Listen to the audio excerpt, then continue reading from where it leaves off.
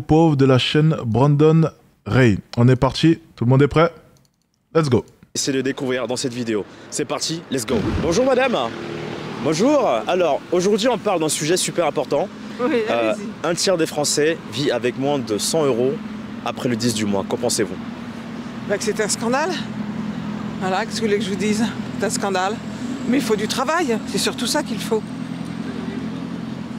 Il faut du travail. Quand vous dites qu'il faut du travail, est-ce que c'est dur? Travailler, trouver du boulot. Travailler. Et que surtout les entreprises donnent du travail. Parce que c'est pas en traversant la rue que je vais trouver du travail, comme disent certains. Qu'on cesse de mettre des caisses automatiques partout, qu'on cesse de automatiser le métro, qu'on remette du personnel partout. Les gens travailleront, ils auront de l'argent, ils vivront normalement. Et ils ne bénéficieront pas ou ils ne seront pas sujets à la mendicité ou à la générosité publique ou privée. Bien sûr. Et voilà. vous, madame, est-ce que vous vivez cette situation? Ah ben moi non. Moi je suis vieille, à la retraite. Je suis ce qu'on appelle je fais partie des baby-boom, nés juste après-guerre. Donc nous on a eu une vie géniale. On n'a pas eu le sida, on a travaillé tant qu'on a voulu, quand on a voulu.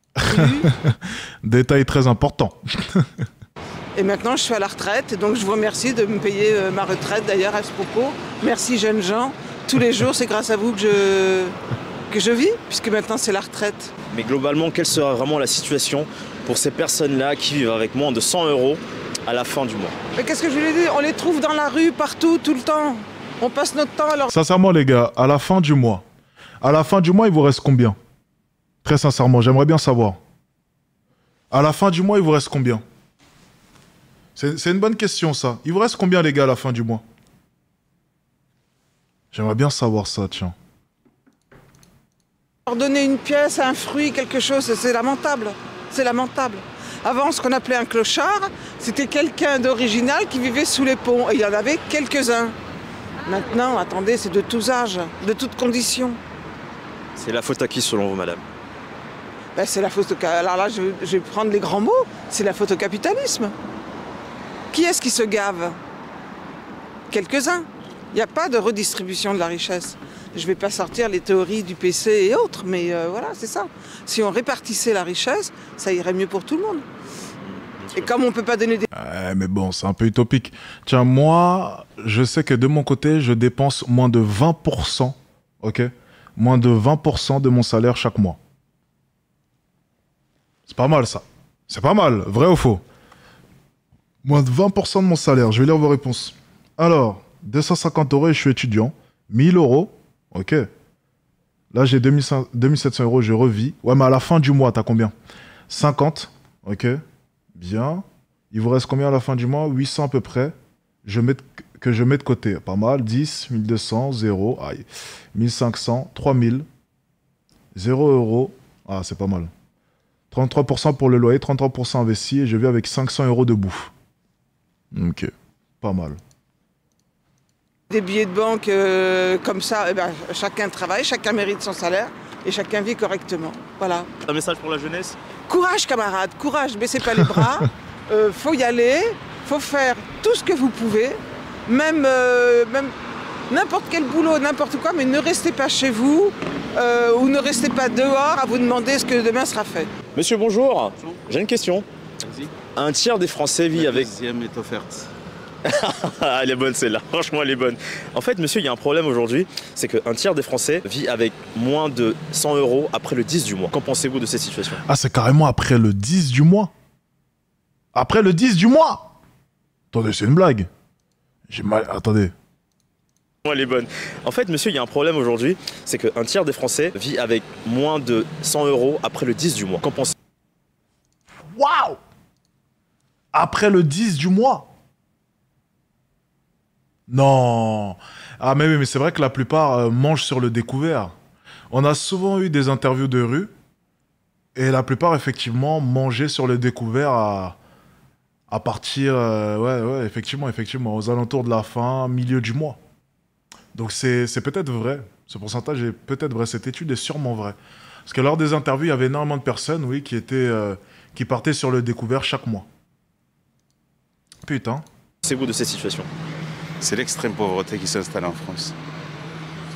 Non, mais franchement, j'y crois pas trop qu'il y ait des gens qui vivent avec 100 euros à partir du 10. Parce que si tu prends un café le matin, tu achètes ta petite clope, après tu finis dans la prostitution, quoi.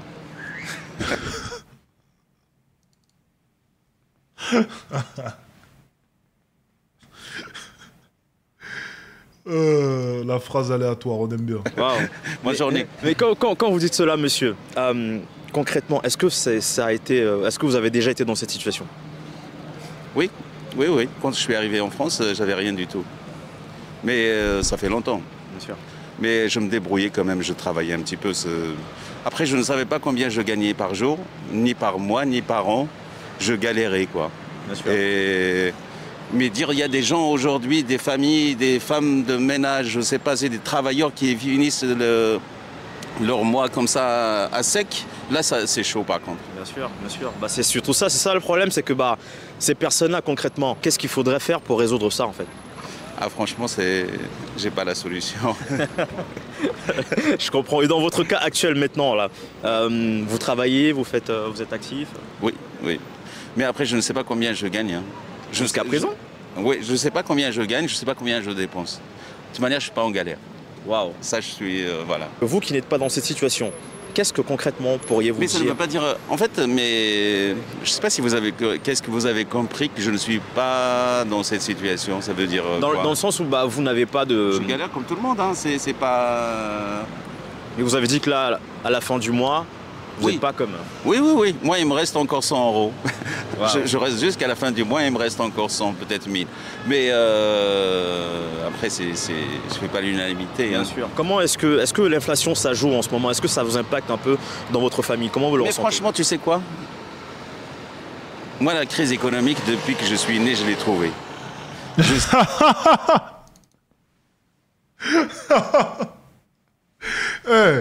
Vous savez, mine de rien, il dit de bonnes choses. Il dit de bonnes choses. Je n'y crois pas. Pour moi, la crise économique n'est pas pandémique. Ce n'est pas une épidémie. Quand on vit une crise, elle est personnelle. Quand on la surmonte, elle est personnelle. On a tout le temps connu des riches, on a tout le temps connu des pauvres. Wow. C'est l'être humain, quand il se prend en charge,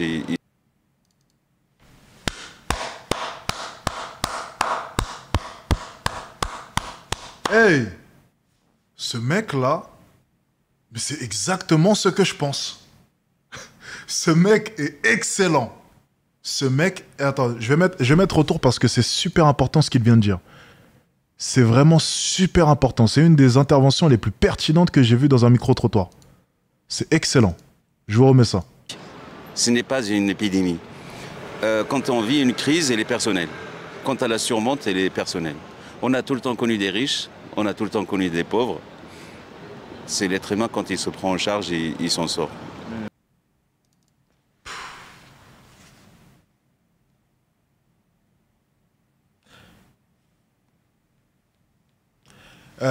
Avec ce genre de mentalité-là, tu ne peux que avancer dans ta vie. C'est vraiment, avec ce genre de mentalité-là, vous êtes obligé, tu es obligé, si tu es à l'heure actuelle en train de me regarder, d'avancer dans ta vie. Je n'ai jamais, et je le dis souvent, lorsque vous me parlez d'inflation, de crise, je ne sais même pas vous parler de quoi. C'est quoi inflation? C'est quoi la crise? C'est quoi ces mots? Ça ne m'intéresse pas, ce genre de conneries. Ça ne m'intéresse pas. Il y a des personnes qui n'ont jamais galéré. C'est dans ta tête, tout ça. Et comme il le dit, il y a toujours eu des riches, il y a toujours eu des pauvres. Et le plus dur dans tout cela, c'est qu'en temps de crise, qui s'enrichit le plus? Les riches. Donc au final, c'est qu'une question de situation. La crise, elle n'existe pas. Pour prendre par exemple, je vais me prendre par exemple pour exemple. Plus il y a ce qu'on appelle la crise et l'inflation, plus je gagne de l'argent. Plus les gens ont besoin de faire de l'argent, plus les gens veulent chercher des opportunités, plus je gagne de l'argent. Je m'enrichis sur la pauvreté, je m'enrichis sur la crise et l'inflation. Plus le pays va mal, plus je gagne de l'argent. C'est triste à dire, mais c'est terriblement vrai. Et ça, c'est valable à moindre mesure vis-à-vis de moi. Alors imaginez maintenant les hauts placés. Est-ce que vous savez, la dernière fois j'étais à Dior. J'étais parti m'acheter 2-3 petites choses. Dior, durant le confinement, a fait son record en chiffre d'affaires.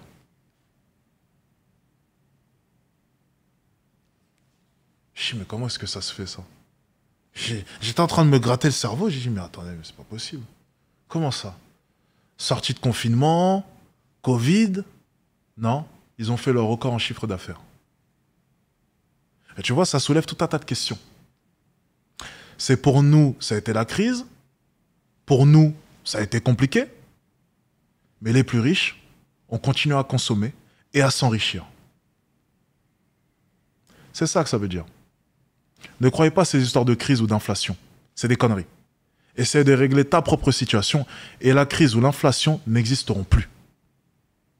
C'est aussi simple que ça. C'est tout.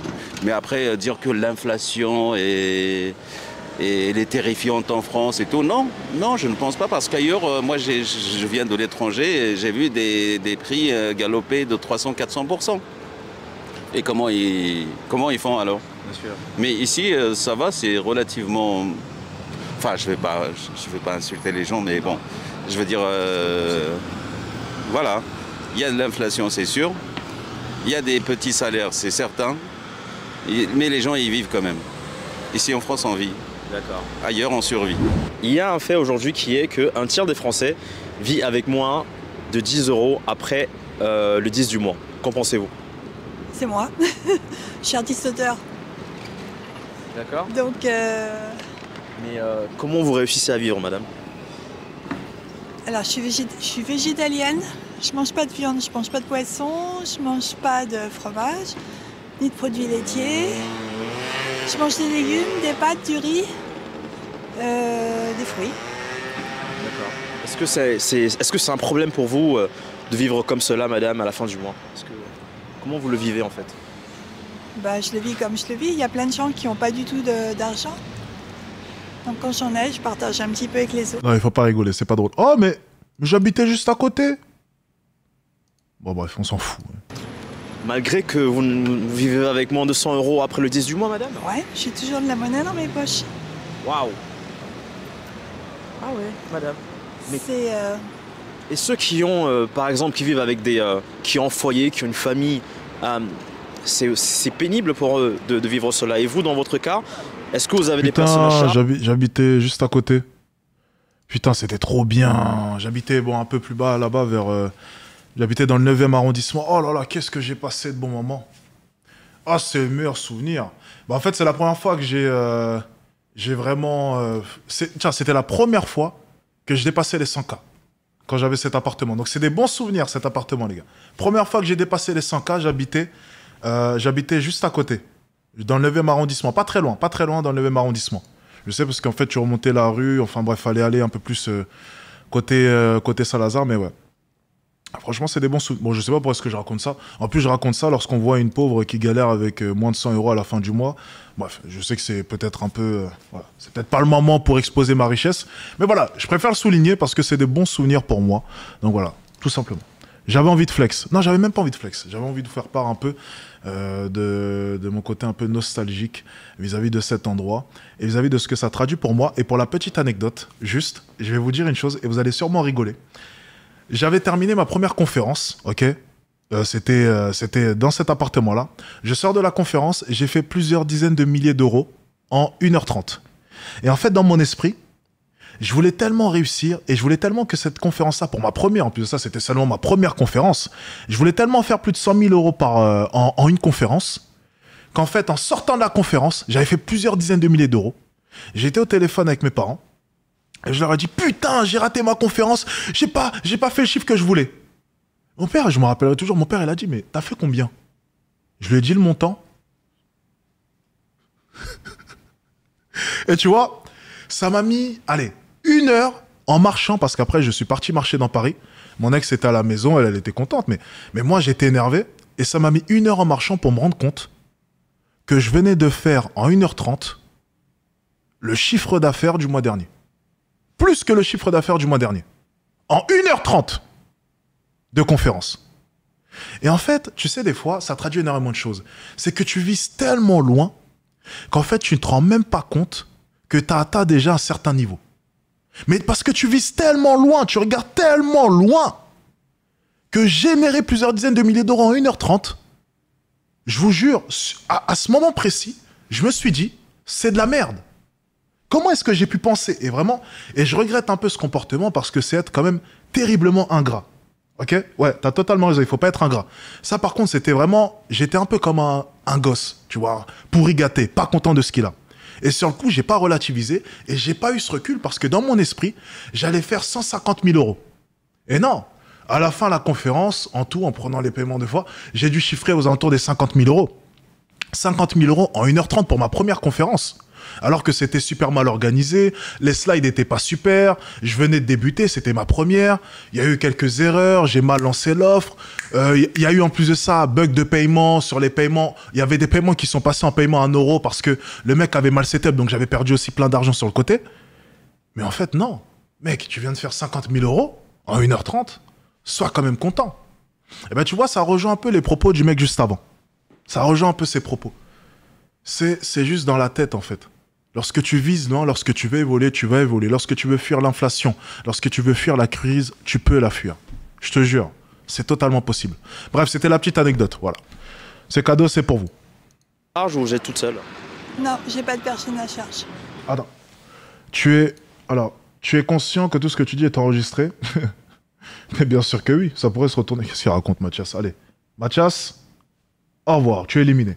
Mais en réalité, je comprends, l'être humain cherche toujours à atteindre des objectifs, c'est une réaction purement normale. Ouais, c'est vrai. Pourquoi tu t'habilles toujours comme un Anglais? Mon ami, on ne change pas les mauvaises habitudes, n'est-ce pas? J'avoue que j'ai vraiment une... C'est vrai que des fois, je me dis, avec mon compte en banque, je devrais peut-être apprendre à m'habiller. Veste North Face, t-shirt Balenciaga, ça va, c'est pas non plus... ça va, c'est correct. C'est correct. J'ai des oiseaux. Je suis hors la loi. Ça va? Dans tous les cas. Ok. Au revoir, madame. Bah écoutez, c'était Elle était spéciale, elle. Hein. le cas de la dame que vous venez juste de voir. Malheureusement, voilà, elle se débrouille avec moins de 100 balles. Hein, et comme elle a pu le dire, elle essaie de... Bah, elle est végétarienne, donc je ne sais pas si ça a à voir avec les finances, mais elle essaie de faire des épargnes avec, elle essaie de mieux gérer son budget. Hein. C'était un peu désolant de la voir comme ça, je sais pas. Alors ça, c'était mon ressenti, mais bon, elle a l'air heureuse et c'est le plus important. Moi aussi, j'ai une petite retraite, mais je gère quoi, j'ai pas le choix. Comment vous réussissez à gérer votre retraite? Bah, en premier, bon, c'est mon loyer déjà. Et après, je fais des économies pour résister. Bien sûr. Vous en sortez, monsieur, avec... Oui, ça va. Ça va. Ça va. Vous savez que c'est pas évident de rencontrer des gens qui réussissent en fait à vivre de leur retraite. Il y a des gens qui se plaignent, il y a des gens qui n'arrivent pas. Non, je me plains pas. Franchement, je me plains pas. Parce que ça sert à quoi Je pense sur moi et je vis. Et je compte sur le bon Dieu. C'est tout. Vous avez travaillé dans quoi pendant... Bah, parce que j'avais pas beaucoup, c'est la prière là, j'avais pas beaucoup de trimestres. Okay. Et comme je me suis opéré de la main, ça veut dire, ils m'ont dit le taux plein, mais c'est pas le taux plein quoi. Mais je vis. Moi personnellement, j'aime pas les gens qui se plaignent trop. Je sais que c'est dur, mais il faut faire avec quoi. C'est ça le problème, parce qu'on reste dans le négatif, on va sombrer, et c'est pas bon. Mais quand vous dites ça, il y a vraiment des gens qui souffrent. Non, je comprends, moi j'ai vu, j'ai pas dit le contraire. Mais qu'est-ce qu'on peut faire? Quelle est la question? Quelle est la question? C'est ça, qu'est-ce qu'on peut faire? Moi j'aimerais bien que tout le monde mange à l'air faim. C'est ça normalement la vie, le bon Dieu nous a créés pour vivre dans ça quoi. Il n'y a personne qui ment, il n'y a personne qui dort dehors. Et moi, franchement, quand je vois des gens dormir dehors et tout, et moi je rentre chez moi, ça me fait quelque chose dans le cœur. Des fois, je pleure. Je dis, moi, je suis dans le chaud et l'autre. C'est pas ça la vie. Bon, parce que il y a le riche, le moyen et le pauvre, c'est normal. Ça, parce que moi, je ne vais pas me comparer avec un médecin qui gagne, je sais pas, 10 000 ou 15 000. Et moi, parce que lui, il a fait des grandes études et tout, c'est normal. Parce que les gens, ils disent, oh, celui-là, il gagne beaucoup. Mais c'est normal, il a fait des études. Et il y a le contraire, il y en a qui ont de l'argent, ils se plaignent. Surtout les Français, hein, sincèrement. Ils sont toujours dans le négatif. Bah, regardez par exemple, on va en Afrique. Moi j'ai vu des documents, des trucs sur l'Afrique. Ils ont toujours le sourire. Ils n'ont rien à manger. Et là quand je vois ça, j'ai dit alhamdoulilah, Dieu est grand quoi. Regarde, il n'a rien du tout, mais il est heureux. C'est ça, on peut rien faire quoi. Donc quel sera vraiment selon vous, parce que vous savez, le fait que ces gens-là en fait vraiment sont en galère, parce que je suppose qu'ils ont des familles, c'est compliqué. Qu'est-ce que vous leur diriez vous, monsieur? Aux gens là, Ouais, qui vivent ça. patienter. Il n'y a que la patience. On ne peut rien faire d'autre. Et en plus de ça, c'est le gouvernement aussi qui voit les gens. Il faut qu'il voie ces gens-là. Vous pensez que c'est la faute aussi au gouvernement un petit peu? Ah oui, attendez, bien sûr. Bah oui. Bah oui. C'est vrai, c'est la faute au gouvernement, mais ce qu'il faut comprendre, enfin en partie, ok? Ce qu'il faut comprendre simplement, c'est que vous ne pouvez pas attendre après le gouvernement. Enfin, dans toute l'histoire, le gouvernement n'a jamais été clément. Ça a toujours été injuste entre guillemets, si on peut appeler ça injuste, ça dépend du point de vue. Mais ça a toujours été comme ça. Donc venir simplement se plaindre alors que ça va faire maintenant des centaines et des centaines d'années que le petit peuple se plaint, non, ça s'appelle simplement être feignant. Parce que ça a toujours été ainsi et ça ne changera pas. Donc vous avez deux solutions, continuez à vous plaindre et ça n'avancera en rien, ou bien changer. Tout simplement, arrêtez de vous plaindre et cherchez des opportunités. Bah regarde la cherté de la vie. C'est augmenté à 300%, 400%. C'est pas normal. Il faut voir les gens en bas. C'est ça. En France aujourd'hui, un tiers des Français vivent avec moins de 100 € après le 10 du mois. Donc c'est des situations très compliquées. Que pensez-vous de cela? Bah, je pense que c'est réel parce que j'en ai déjà fait les frais. Au niveau de la famille, je sais pas. Parce que je sais que c'est pas le cas de mes parents, mais pour moi ça l'était quand je vivais à Paris. Voilà, des yeux. Là je vis plus à Paris et je suis repartie chez mes parents parce que justement c'était impossible à vivre avec les loyers et tout. Loyer, courses, au final on n'a plus rien pour vivre après juste un SMIC quoi. C'est vrai? Ouais. Et comment réussissiez-vous à vivre dans des conditions similaires? C'est-à-dire avec donc quand j'étais à Paris, toujours essayer d'avoir des rentrées d'argent un peu de tous les côtés, c'est-à-dire avec Vinted, en vendant des choses, en essayant de faire des missions intérim. Comme on peut quoi. Certains se plaignent, ils se disent ouais mais si vous vivez cela, ça veut dire que vous gérez mal votre budget. Qu'est-ce que vous en pensez de... Alors je pense que il y a un quart de je pense que bon, elle devait se faire plaisir aussi en allant de temps en temps boire une pinte, un peu de shopping, aller voir les amis, ce genre de choses. Enfin bon, il y a toujours des choses aussi qu'on ne dit pas. C'est vrai que quand on est jeune. Après, je peux très bien comprendre aussi. Bon, il faut se faire plaisir. Elle est jeune, donc bon. Ok. Je parle pour mon cas parce que pour les autres personnes, je sais pas vraiment. On a tendance à un peu exploser le budget quand on veut faire des sorties avec nos potes parce qu'on veut pas trop calculer, on est sur l'instant. Voilà. Mais il y a aussi le délire que, pour exemple, Paris, c'est quand même une ville qui est assez chère. Les courses sont chères, les restos sont chers, les bars sont chers. Donc au bout d'un moment, c'est vrai que c'est pas juste une question de gérer son budget. C'est aussi une question de la vie autour de la personne. Quoi. Selon vous, c'est dû à quoi ce problème d'avoir si peu au début du mois? C'est dû à quoi à votre avis? C'est la faute à qui surtout? Je pourrais pas pointer quelqu'un du doigt ou quoi, mais c'est vrai que bon, les politiques en ce moment ils sont pour beaucoup. Je pourrais pas pointer quelqu'un en particulier du doigt, mais c'est vrai qu'il y a l'inflation, il y a les sous qui sont reversés à l'Ukraine aussi. Après il y a quand même derrière à tout ça, c'est pas juste reversé comme ça. Il faut réfléchir pour cette question.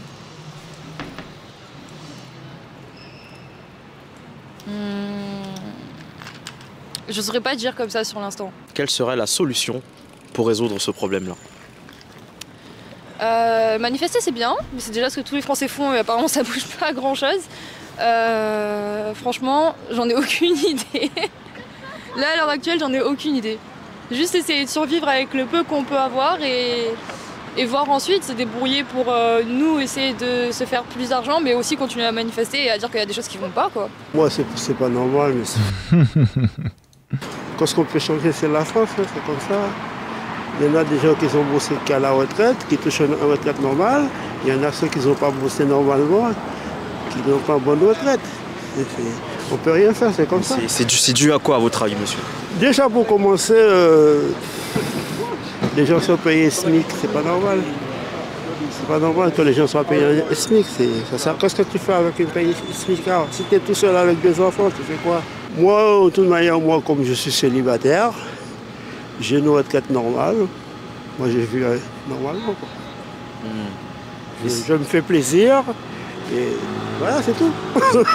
Vous êtes satisfait de votre retraite, monsieur? Très, très, très satisfait. Et ceux qui n'arrivent pas, malheureusement, à profiter de leur retraite? Ah ouais, mais ça,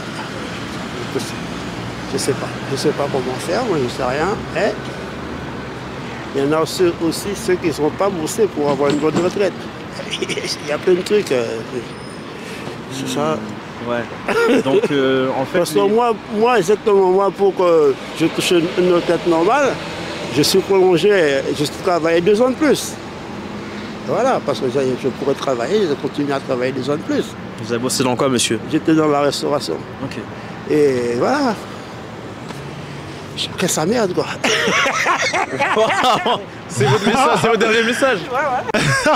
C'est pas vraiment drôle, mais.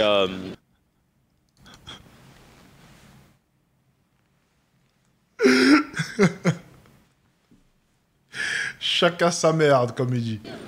Voilà, en tout cas, selon certains, selon le monsieur, il faut travailler plus.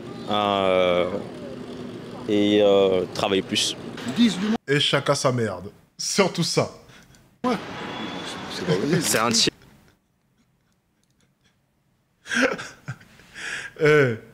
Franchement, il a raison. Non, en vrai, non, il a raison. Chacun sa merde au bout d'un moment. Il faut arrêter, les gars. Chacun sa merde. C'est un tiers des Français. Bah, c'est incroyable. Chacun sa merde, vue à lunettes, Paris 2024. C'est affreux, quoi. Enfin, je sais pas les mots qu'on peut employer, mais voilà, Je pense qu'on est aujourd'hui dans une société où les inégalités sont de plus en plus flagrantes. Et voilà. Et vous-même, est-ce que vous avez été déjà dans cette situation dans le passé? Non, je suis retraité, petit retraité, mais bon, je me considère comme déjà chanceux par rapport à beaucoup de gens, même des gens de mon entourage, quoi, qui effectivement ont à peine de quoi manger. C'est surtout ça, en fait, c'est que ces personnes-là qui sont en précarité, qui ont des difficultés financières à partir du début du mois déjà, parce que le 10 c'est très... c'est incroyable, oui, c'est incroyable. Alors en plus, il y a le logement, les problèmes de logement, et puis tout ce qui augmente, les prix qui augmentent aujourd'hui.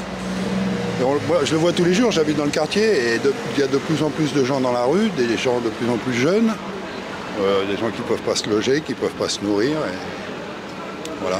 Alors moi, de mon côté, je fais un peu ce que je peux. Je suis donateur, je donne à Médecins sans frontières, la Fondation Abbé Pierre, les Restos du Cœur aussi, et puis voilà, mais petitement, en fonction des moyens, quoi. Mais c'est dû à quoi, selon vous, monsieur, en France, ce phénomène? Bon, je pense que c'est pas seulement en France, c'est mondial, hein. C'est voilà, les inégalités. Aujourd'hui, ça choque plus personne de voir des gens qui gagnent des millions, voire des milliards, alors que les autres sont juste à côté et n'ont pas de quoi manger, quoi. Je pense que l'État a une partie de responsabilité, parce que l'État devrait être un garde-fou. Chacun sa merde. Au moins, alors, pour les loyers, pour le logement, l'électricité, pour les services publics et tout. Ça, je pense que ça devrait être encadré beaucoup plus que ça l'est aujourd'hui. Parce qu'aujourd'hui, voilà, on laisse faire. C'est ceux qui ont de l'argent qui ont le pouvoir, quoi, aujourd'hui. Selon vous, quelle serait la solution à ce problème? La solution, pour moi, je pense qu'elle est mondiale, elle est au niveau mondial. C'est un partage des ressources. Aujourd'hui, je pense que tous les problèmes de ce monde sont dans ce souci que les ressources, et l'argent en particulier, ne sont pas partagés. Donc on continue à produire, à mettre la planète à genoux, tout ça pour le bénéfice de certaines personnes, alors qu'il suffirait de partager déjà ce qu'il y a, ce qui existe, il y aurait de quoi nourrir tout le monde. Avec votre retraite, est-ce que vous arrivez à vous en sortir, à vivre convenablement? Oui, j'arrive à vivre, j'arrive même à partir un peu en vacances, donc voilà. C'est pour ça que je vous dis que je fais partie pas des nantis, mais presque, hein. Avec une petite retraite, j'ai un loyer assez important parce que les loyers ont augmenté dernièrement et les factures d'électricité. Ça s'élève à combien à peu près, monsieur? Je gagne à peu près 2 000 euros. Ma femme travaille aussi et on a un loyer de 1 500 euros. Donc, vous voyez, on fait attention, quoi. Mais malgré tout, je vous dis, je fais partie des gens qui ont la chance de pouvoir aller au cinéma de temps en temps, aller au restaurant. chose que plein de gens n'ont pas les moyens de s'offrir. Bien sûr. Est-ce que vous pensez qu'en gérant mieux leurs ressources, ils pourraient arriver à s'en sortir? Non, je crois pas. Certains peut-être, mais globalement, je crois pas. Hein. Les gens qui n'ont pas de quoi manger à la fin du mois, si vraiment c'est le cas, ils se serreraient la ceinture sur autre chose. Et puis, je pense pas qu'ils fassent des grosses dépenses, des dépenses inconsidérées s'ils n'ont pas les moyens de manger, quoi. Quel message donnerez-vous à ces personnes en extrême précarité? Qu'est-ce que vous leur direz, vous, de votre point de vue un petit peu privilégié? Ben, je sais pas quoi leur dire à part leur souhaiter bon courage. Chacun sa merde, comme on a dit. C'est ce que je dis des fois aux gens dans la rue à qui je donne une petite pièce de temps en temps. Je leur fais déjà un petit sourire et tout, mais à eux, qu'est-ce qu'on peut leur dire à part, je sais pas, de s'accrocher, mais c'est difficile, hein, très difficile, je sais pas ce qu'on peut leur dire. D'une extrême gentillesse, le monsieur... Il faut donc être propriétaire avant la retraite. Flemme de payer un loyer à 60 ans plus. Ah, c'est vrai qu'en écoutant toutes ces personnes-là, il vaut mieux, dès la vingtaine, avoir un appartement. Et ensuite, après, durant votre retraite, effectivement, à ce niveau-là, vous allez être plutôt tranquille. Donc, pour toutes les personnes qui m'écoutent et qui comptent être salariés, c'est super important de prendre un appartement. Ça va être un peu plus compliqué, bien entendu, mais un appartement où vous vous voyez vivre d'ici 40-50 ans. Donc, potentiellement, un appartement sur Paris. Bon, du coup, c'est un peu plus compliqué. Bonne chance. Mais tu vois, on me posait la question... Alex, où te vois-tu dans je sais pas combien d'années? Je leur ai dit, moi, c'est à 40 ans. Donc, ouais, à 40 ans, d'ici 15 ans, je me vois simplement avec un penthouse vu sur la Tour Eiffel. Un appartement où je me vois vivre, tu vois. Voilà, c'est juste un appartement où je me vois vivre. Et du coup, pour moi, c'est le meilleur investissement à faire. J'aurais rien à payer dans tous les cas. Bon, on s'en fiche un peu de payer, hein, c'est pas ça le souci, mais voilà où je me vois, moi, d'ici une quinzaine d'années, après avoir bien rempli la banque ici à Dubaï. Revenir simplement sur Paris, en France, parce que ça reste mon pays, ça reste la ville que j'aime, ok?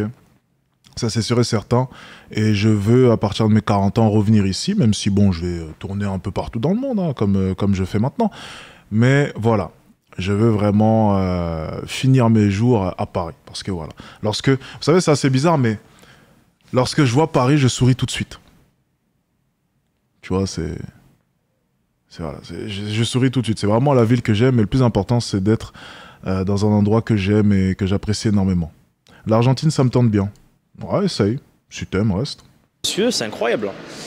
Les gars, on tombe sur des personnes aussi qui comprennent ce qui se passe. Hein. C'est vrai quand même que de voir des personnes qui ont de l'empathie pour d'autres personnes, c'est assez rare d'après ce que j'ai pu voir, mais c'est plaisant, c'est plaisant. Il a dit un truc important, c'est qu'il partage souvent avec d'autres personnes, hein, il fait des dons, il s'arrête, il sourit, il parle avec des gens, ça c'est important. Moi je trouve que pour moi c'est une qualité que beaucoup de gens devraient apprécier, devraient avoir, on va dire ça. Bon les amis, c'est la fin de la vidéo j'espère. Ok, bon en tout cas c'était une bonne vidéo. C'est une bonne vidéo, c'était sympa.